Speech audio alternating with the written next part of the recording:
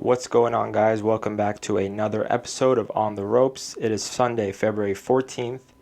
Little bit of an absence, a 2 week absence. Sorry about that. It was a necessary absence. We have upgraded the equipment that we're using for the recording of the show. Hopefully, you guys enjoy it a little bit more now. We have upgraded camera, lighting, sound system. Hopefully, that is working properly now. So, it should be a much more pleasant experience watching this show. That was the reason for the absence. We wanted to up the production a little bit, so had to fix our setup. But we're back. We're back, man. And our first fight card with this new setup was UFC 258. Really good fight card. Did not disappoint at the slightest. Wasn't the most hyped up card as predicted. I mean, for the casuals especially, but for the hardcores, man, this was a good fight. This was a great fight. We'll get right into it. Starting off with the prelim card. Really good prelims. I really enjoyed watching these prelims. The fight that stood out the most probably would be Rodolfo Vieira and Anthony Hernandez. Anthony Hernandez was a plus 3,000, plus 3,000 to submit Rodolfo Vieira, which is insane. Whoever bet that, congratulations to you. Rodolfo Vieira, being a jiu-jitsu ace, he's 7-1, built like Joe said on the show. It was like they built him in a laboratory. I mean, this guy has muscle like I've never seen. I mean, just imagine getting choked around your neck with those forearms. I mean, but I think that could have been his downfall too, for the fight. I guess that's where we'll start. Though he looked very dominant in the first round. Obviously got the takedowns. Looked like it was going to be a as predicted kind of fight for him. Get the takedown, obviously get top control, and then work for a submission from there. And after the first, I would say like the first round, basically, he was gassed out. That's what happens as we see with guys who have a lot of muscle and a big frame like that really gas out. And Rodolfo, I just think he rushed the attack too much and got tired out. And in the second round, Anthony Hernandez landed some straight up bombs on Rodolfo Vieira. Obviously, being a jiu-jitsu guy, not the best stand-up, although it is definitely not to be taken lightly. But Anthony Hernandez definitely landed some shots, and not only I thought the fight would have been stopped, after a few punching exchanges, but Rodolfo obviously is not very human, so he was able to take those shots. There was a lot of times where the fight could have been stopped. To be honest, the volume and the clean strikes that landed on Rodolfo could have been fight-ending punches, and it turned out to be not the case. And the most unlikely scenario happened where Anthony Hernandez actually submitted Rodolfo Vieira. Got the choke, and Rodolfo was done at that point. Being a jiu-jitsu guy, I didn't think he was going to tap. But he ended up getting the tap, and it definitely led to a crazy ending to the fight. Props to Anthony Hernandez, man. Very impressive performance against a guy like that. Very an important win for him. That was probably the most exciting fight on the prelims, I would say. I did enjoy Bilal Muhammad and Diego Lima as well, and the first fights too. Moving on to the main card, we had decent performances. The first fight, the middleweight bout, Pitolo and Marquez. That was a good fight. Pitolo came out, aggressive as hell. Really aggressive. Put everything behind those punches, and got the submission in the third round. Pretty good performance by him. Then we had Ricky Simone and Brian Kelleher. Decision round 3. Brian Kelleher took the loss. Didn't look bad, but Ricky Simone, I think, was a little bit more aggressive and was able to outpoint Brian Kelleher. And then the middleweight bout between Gastelum and Ian Heinisch, I think Kelvin Gastelum needed this win. It was a good win, good performance by him. Did what he had to do. It was a pretty dominant performance. Obviously, being a very experienced fighter, Kelvin knows what it's like to be in the top of the food chain, and did a good job against a guy in Ian Heinisch who was not to be underestimated. I think it's a good win for Calvin Gastelum. Puts him back on track. Was it the most cleanest performance? That's debatable, but it's a W at the end of the day, and he got the job done, did what he needed to do, and put him back on track for future fights that could potentially lead him to the title again. So I doubt he is upset by that. And then we had the women's flyweight as the co-main event, Macy Barber and Alexa Grasso. Macy Barber being 22 years old only, really, really impressive. I was really impressed. I think she has some hands, in the exchange. She has some hands. She can throw hands. She can land punches, crisp boxing. But, she's young. She'll be back. It was a decision loss. I'm not mad at the decision. I think there was a good call by the judges. And Alexa Grasso now, she's also puts her right where she needs to be.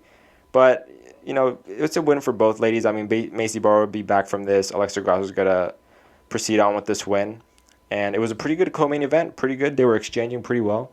A lot of people didn't really find that an entertaining fight, obviously, but it was a good co-main event. Great exchanges in that fight. They could have definitely stopped each other with some of those hands they were throwing. So, not mad at that one. And welterweight main event, Kamaru Usman, Gilbert Burns.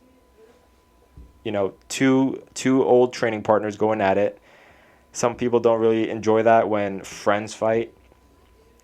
But this one turned out to be a really good fight. I thought it would go the distance, to be honest. When training partners like that have a lot of sparring under their belt and, have a lot of training, they tend to know all each other's moves and who's going to do what shots land, how he usually, proceeds on with the fight. And I just think Kamaru did what he had to do. He did get hurt in that first round. After the fight, he did say that was a shot that Gilbert landed in training, and he got caught with it. He was buzzed by the shot. He was definitely hurt, but he recuperated and got the dominant performance over Gilbert Burns. Gilbert Burns was no punk though, man. I mean, he did come out really aggressive against Kamaru.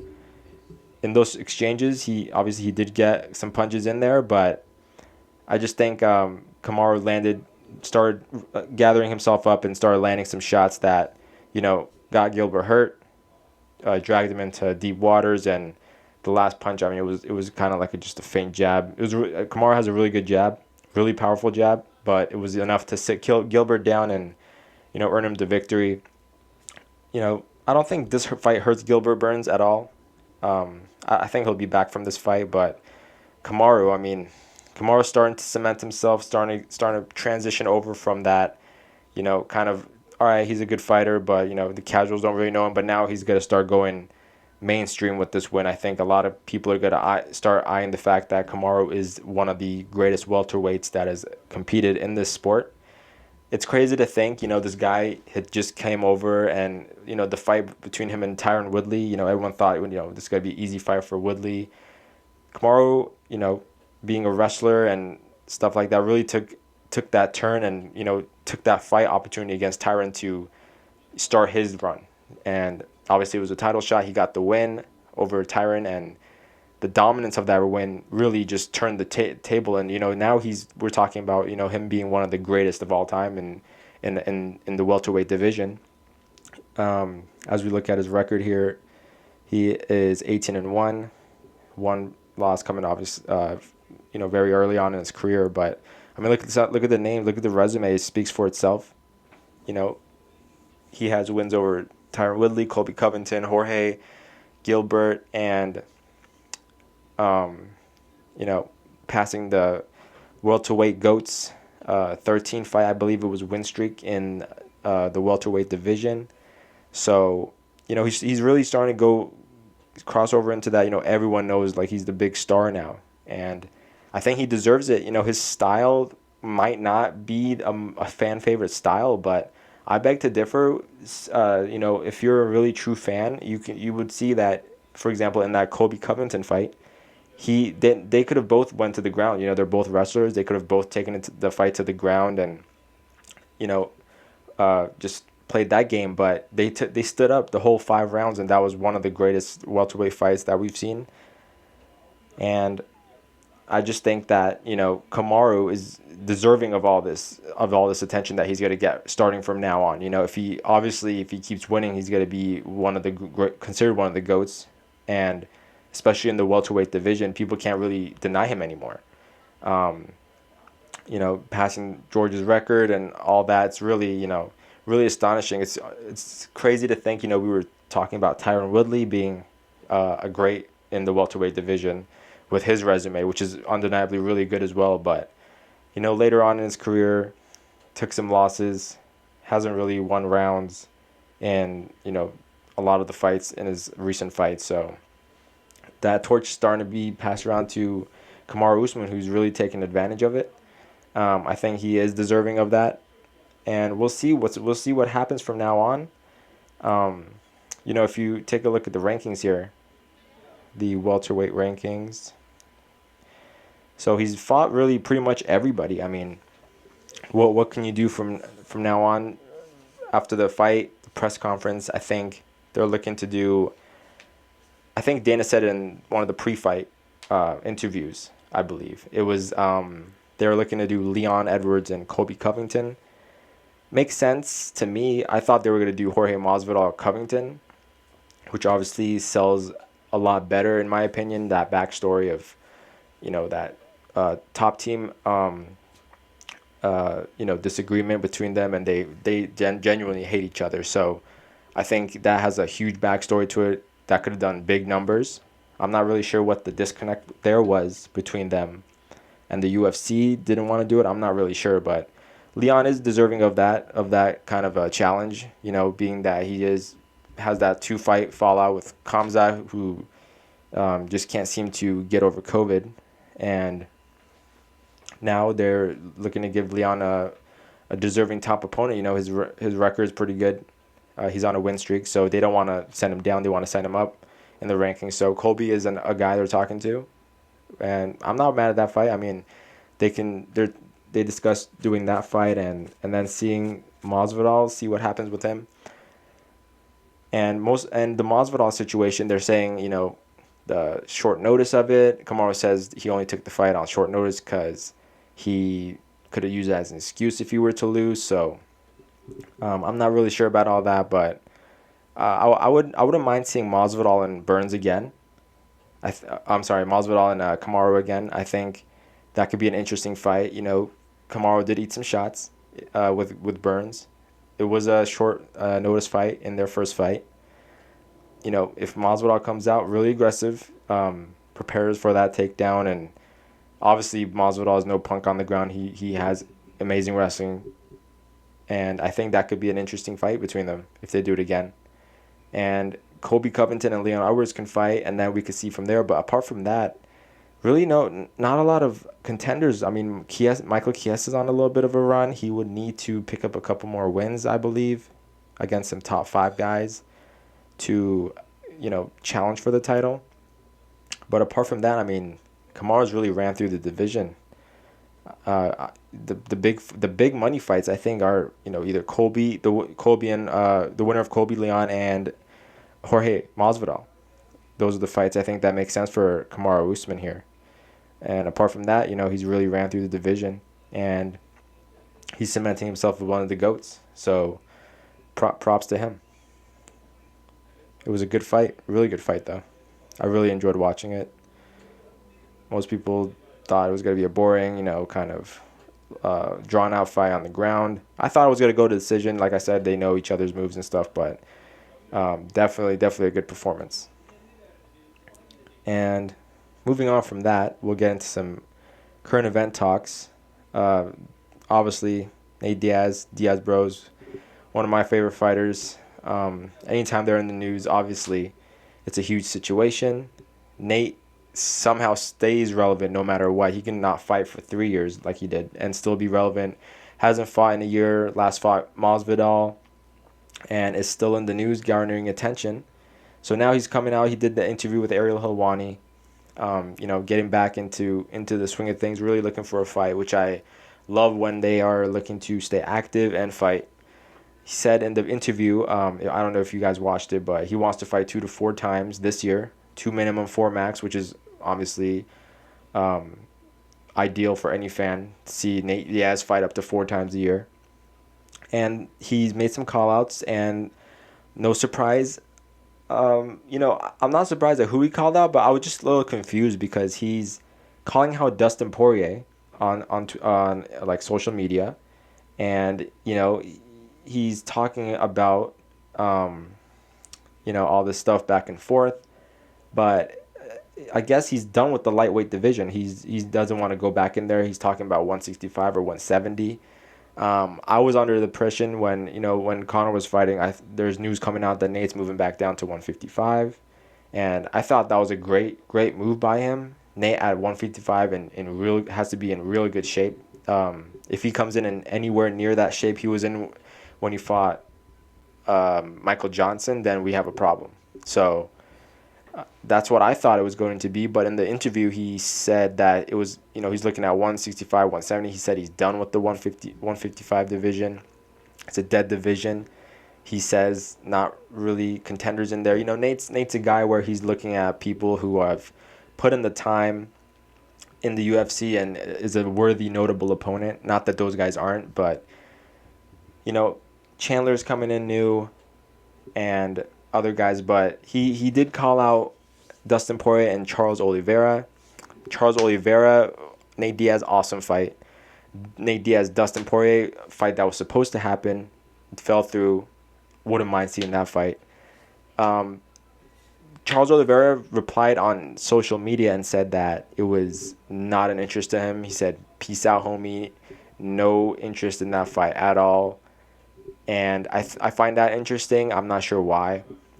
That would be an awesome fight. Both guys jiu-jitsu guys, both guys stand-up guys. I mean, it's all complete packages. So I think that would have been stylistically a great fight to watch.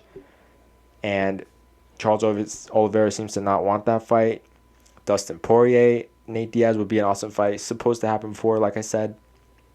But it's interesting. I'm not sure where Nate wants to do this.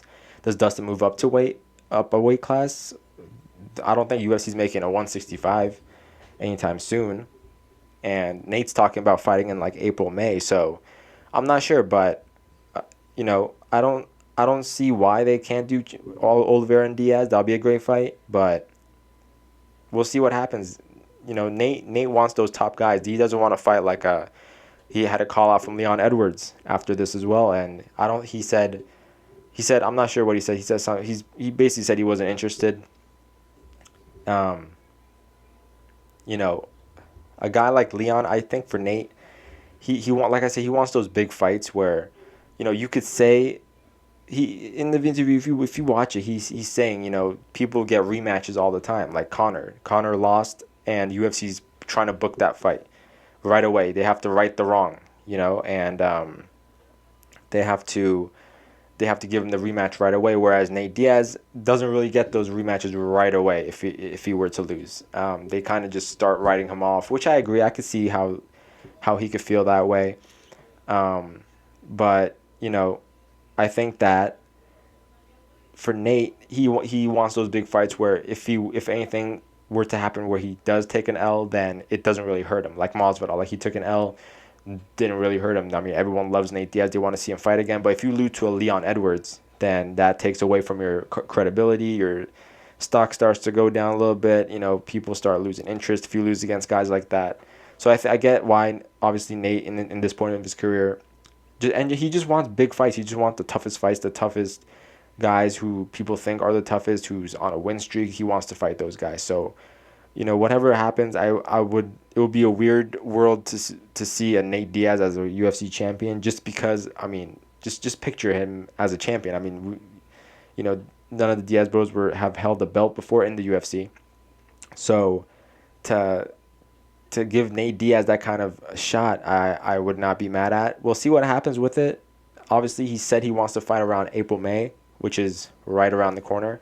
And to book a fight, negotiations would have to go pretty smoothly, which I don't know how it will go right now. We have Dustin and Connor obviously looking for a summertime trilogy fight. Dana did say it'll probably happen in the summer, and I think that would happen. Like I said, UFC has to rebook that fight for McGregor. You can't just say, yeah, he lost, and then all right, let's look at the next fights. They have to right the wrong, and that's their cash cow. So that fight happens in the summer, I believe. Here's Dana White saying, when you got two guys who want the trilogy as bad as those two, you make it happen. So no shock there. I think that happens. But for Nate Diaz, it's interesting. I mean, if he's really done with 155, then he would have to look at some 170 pounders. And obviously he's talking about 165, but we're nowhere near making that official. So he would probably be at 170. He's saying Tony Ferguson's a notable opponent, which I think that fight makes sense at this point. Tony Ferguson coming off some 2 big losses. Nate Diaz coming off a loss out a year. So I think that fight makes sense. Diaz also referred to Ferguson in the interview as being someone worthy of a shot like that. So they could do Tony Ferguson, Nate Diaz, which fantastic fight, sells like crazy. And after that, and we could see from there, you can do a Conor trilogy fight if Conor were to win or not. That fight would still sell. But if he does lose and Diaz does win, I don't see how Diaz gives McGregor that shot. So we'll see with that. And who else? I mean, looking at these fights, you can see Dan Hooker moving up if you want to do Dan Hooker. I think Diaz and Hooker would be a good fight. But apart from that, I don't really see you can do a Masvidal. I'm not sure if Masvidal Diaz is the right time at the moment. A lot of different options, but I'm not really sure which direction they want to go in. I think they just have to sit down and really find that fight. And guys, I think guys just have to accept that fight. I don't know why Charles Oliveira, obviously he wants a title shot, which is smart for him. Wouldn't make sense to take a fight with Diaz. But I mean, at the same time,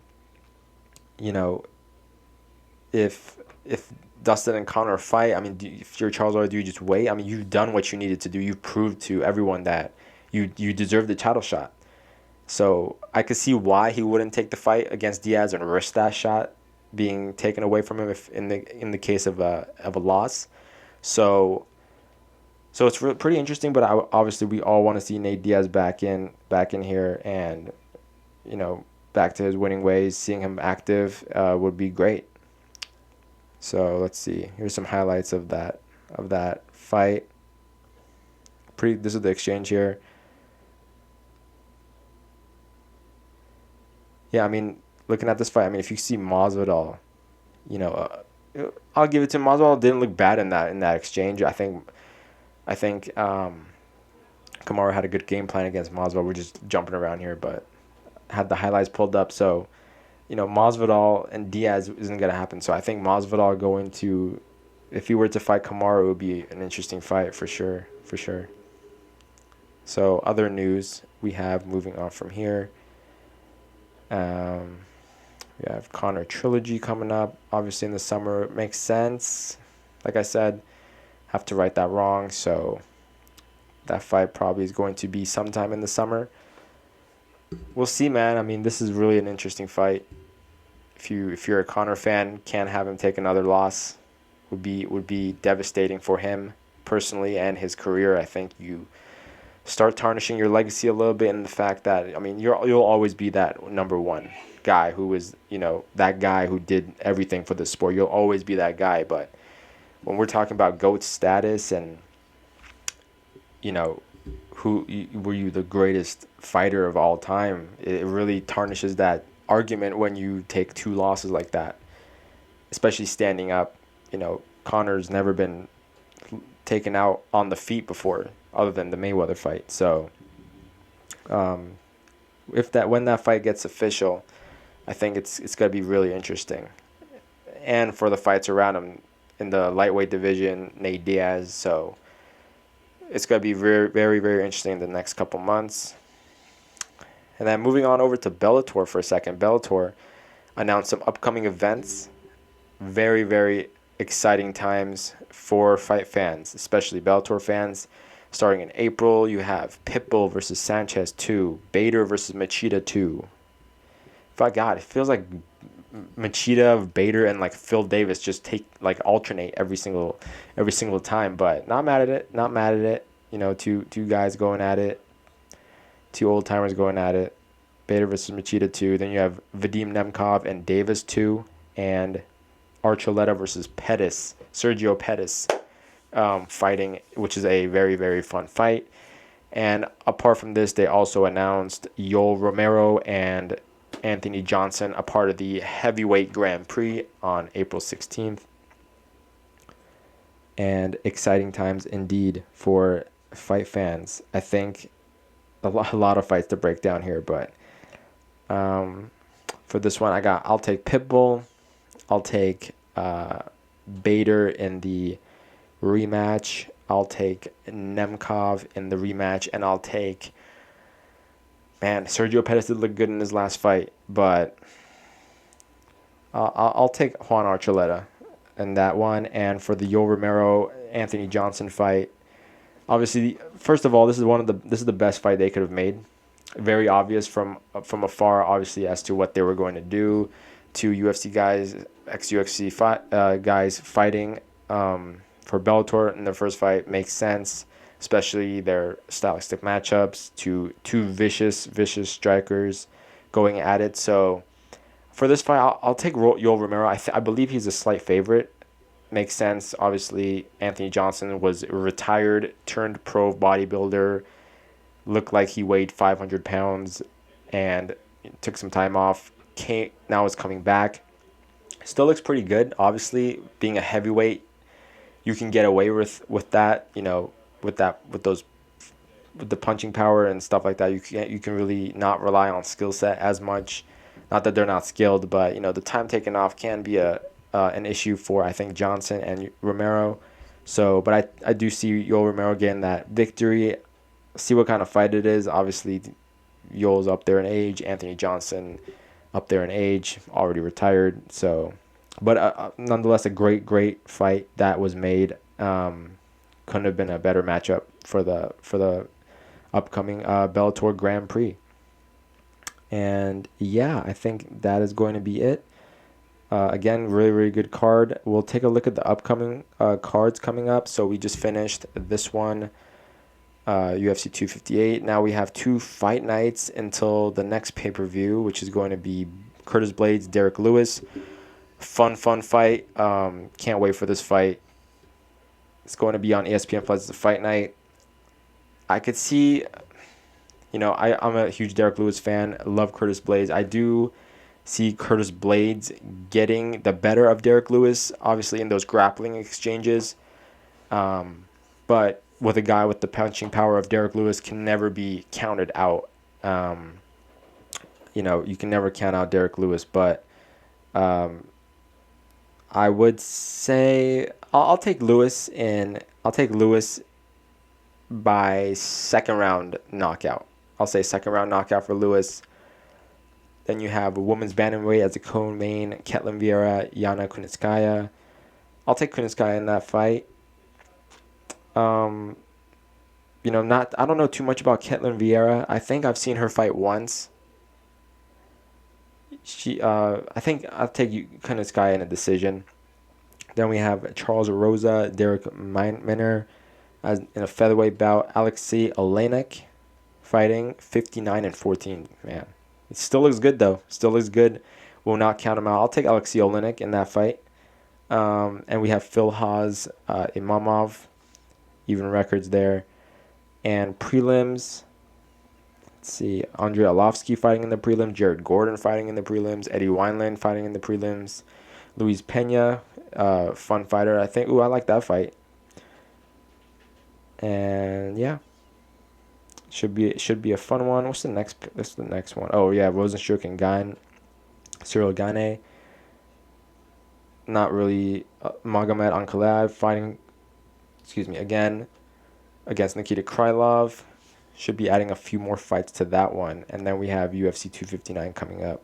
John Blachowicz and Israel Adesanya will be getting more in depth into this fight card as it progresses coming forward, right around the corner. So, guys, thank you for watching another video.